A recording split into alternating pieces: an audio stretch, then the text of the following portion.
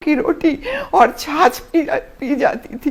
सोचिए, इतना तप करने वाला 24 वर्षों तक। भगवान कृष्ण ने 12 वर्ष तप किया, तब उन्होंने प्रद्युम्न को पैदा किया। शंकर जी ने कई वर्षों तक तप किया तो तारकासुर को मारने के लिए कार्तिकेय पैदा किया। और परम पूज्य गुरुदेव और वंदनीय माता जी के तब से 24 लाख के अनुसरण से, उनके भोजन की तप के बाद श्रद्धेया जी पैदा हुई। तो आप सोचिए कि ये कितनी शक्तिशाली होंगी और कितनी श्रद्धा इनके अंदर होगी, कितनी शक्ति लेके आई हैं ये। वो अभी मानवीय लीला के रूप में हमारे और आपके बीच में है, उसको हम और आप समझ नहीं सकते। अगर समझ सकते थे तो गुरुदेव समझ सकते थे, वंदनीय माता जी समझ सकती थी, जिन्होंने इस मिशन को चलाने के लिए उन्होंने उनको इसका भार सौंप करके गए हैं। तो अगर हमको गुरुदेव में विश्वास है, वंदनीय माता जी में विश्वास है, तो जिसको वो कहीं बिठा गए हैं, तो हमको उनकी बात पे विश्वास करके श्रद्धेया जी के अंतर्गत जितने भी कार्य चले उसमें सहयोग देते हुए इस मिशन को आगे बढ़ाना चाहिए। श्रद्धेया जी की केवल एक हम छोटी सी बात बताएंगे। हमारी बहू के, जो छोटी बहू है उसका नाम जूही है, हम अमेरिका में थे हमारे बड़े बच्चे के पास, और उसको सेकेंड प्रेगनेंसी हुई।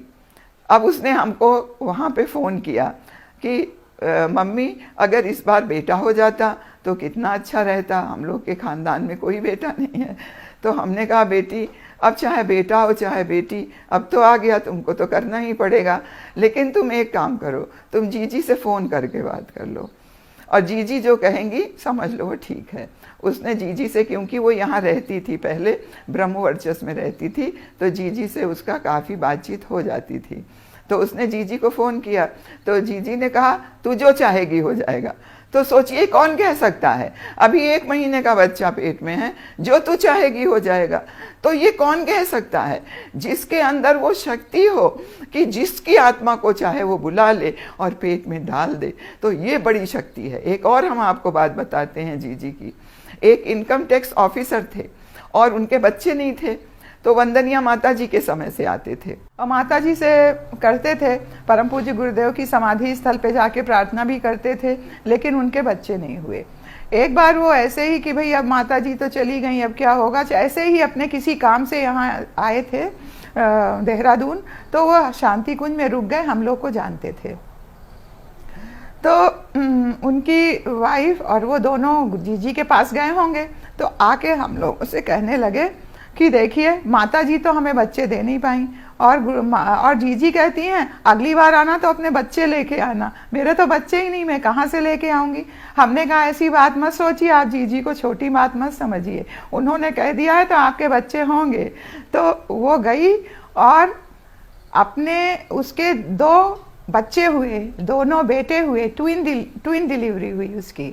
और उन बच्चों को लेके वो दोबारा जब आई, वो बच्चे करीब 2-2.5 साल के थे, मिलने आई और कहने लगे कि देखिए जीजी के आशीर्वाद से मेरे 2 बच्चे हो गए। तो जीजी को आप इतना छोटा मत समझिए लोगों, सब जीजी माता जी की और गुरुदेव की शक्ति लेके पैदा हुई हैं और वो मिशन को वैसे ही चलाएंगी जैसे वंदनीय माता जी ने चलाया है। गुरुदेव ने कहा है आगे आने वाला युग जो है नारी युग है, और परम पूज्य गुरुदेव ने लिखा है कि शांति कुंज में यहाँ से नारियों की शिक्षा चलेगी, नारी जागरण का काम चलेगा। क्यों? जब तक नारियां नहीं जागृत होंगी तब तक संस्कारित बच्चे नहीं होंगे, और जब तक संस्कारित बच्चे नहीं होंगे तब तक युग निर्माण कैसे होगा। इसलिए आने वाले समय में श्रद्धेया जीजी का बहुत बड़ा रोल है और हम लोग उसी काम को करते चलें, निरंतर आगे बढ़ते चलें। ये थोड़ी सी बातें हमने अपनी बताई हैं।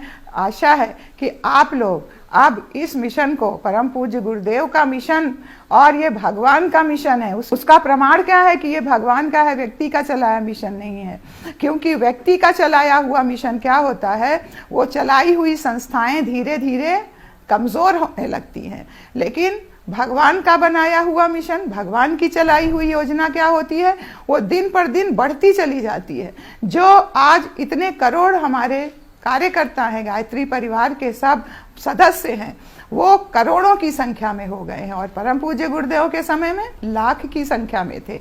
इसका मतलब ये मिशन किसी दैवी सत्ता के हाथ का की कठपुतली मात्र है। हम लोग कठपुतली मात्र हैं, वो उसको ईश्वरी सत्ता चला रही है और जो ऋषि सत्ताएं हिमालय में बैठी हुई हैं वो परम पूज्य गुरुदेव के अध्यक्षता में ये मिशन हमारा चल रहा है। इसलिए इस मिशन को कोई ना कोई आंच आ सकती है, कोई आंधी इसको उड़ा नहीं सकती है। ये निरंतर आगे बढ़ेगा और प्रज्ञा युग आएगा और उसको आने वाले लोग देखेंगे। भारत फिर जगत गुरु बनेगा, फिर सोने की चिड़िया बनेगा और फिर चक्रवर्ती सम्राट बनेगा। और आप लोग देख भी रहे हैं, गुरुदेव ने कहा है इसको ये मत सोचो तुम कर लोगे, हमारे करने वाले हजारों व्यक्ति पैदा हो जाएंगे। और आप देखिए एक कोरोना ने सबको अध्यात्म की तरफ झुका दिया है, सबको प्रणाम करना सिखा दिया है, सबको वेजिटेरियन डाइट पे कर दिया है, क्योंकि नॉन वेज से ये फैल रहा है। तो इस तरह से भारतीय संस्कृति